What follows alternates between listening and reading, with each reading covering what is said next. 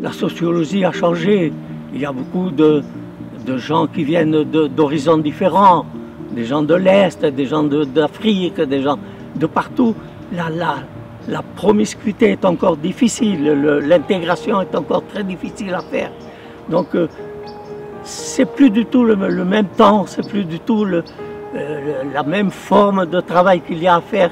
Mais on ne se plaint pas pour ce qui est nouveau, parce que quand même, cette place l'ARR qui va être magnifique, et ce champ où on crée beaucoup d'événements, qui va être aussi très joli, bon, il y a une amélioration aussi qui est faite dans le quartier et qu'il faut reconnaître. Et en donner un grand merci à ceux qui l'ont fait. C'était pas la même vie que nous menions, que c'était pas la même société, c'était pas la même façon de vivre. Et on disait de ce temps-là, et on n'y croyait pas trop, vous verrez que la ville s'étendra vers ici. Et ça a été vrai, puisque ce Courliotet mène jusqu'à l'autoroute, que l'hôpital s'est fait aussi par là-bas, un hôpital entièrement neuf. Et c'est vrai que la ville s'est étendue par ici, oui. Il y avait une vraie vie associative, une vie en commun, hein, je veux dire, les pieds d'immeubles, c'était quelque chose de très vivant. Il y a des petites placettes d'ailleurs, avec des aménagements qui ont été faits d'ailleurs beaucoup par des jeunes, au temps des premiers ateliers jeunes, pour qu'effectivement les gens puissent se réunir autour d'une table, etc. Ici, là où nous sommes, c'était un ancien hospice, alors chacun se rappelle, ça s'appelle l'ARR, et c'est vrai que ça a été un lieu qui a fourmillé de structures associatives. Il y avait ici, je crois, le plus vivant, c'était le club de pétanque des Chênes, avec, qui a trouvé aujourd'hui un autre espace, dans lequel ils se plaisent d'ailleurs. Mais ici, c'était vraiment quelque chose de fort. Nous y faisions des télétons, nous y faisions des tas de choses, parce que dès lors qu'une association faisait quelque chose, elle avait toutes les autres qui venaient et ça fourmillait.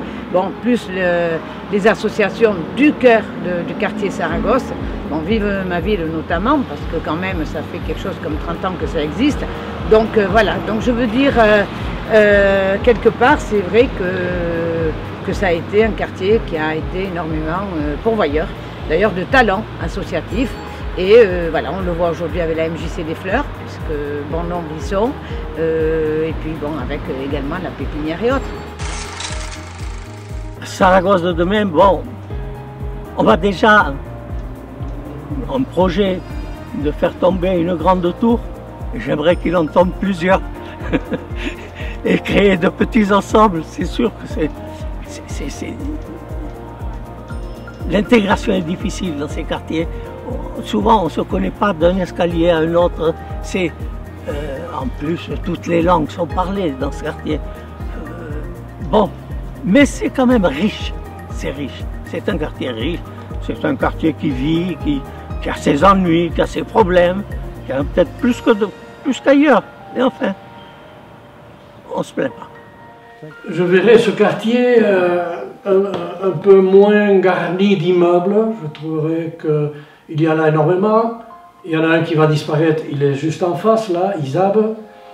Mais je trouve que les immeubles se sont fait nombreux, les uns près des autres. Ça aurait pu être peut-être étalé ailleurs un peu plus. Très attaché, j'aurais pu en déménager. D'ailleurs, j'aurais plus droit à un HLM. Moi, si j'ai eu droit en 56. On ne m'a pas mis à la porte, mais j'y suis resté, j'aurais pu en partir. Non, je m'y sens bien. C'est mes racines, si je puis dire, puisque les autres sont au Maroc.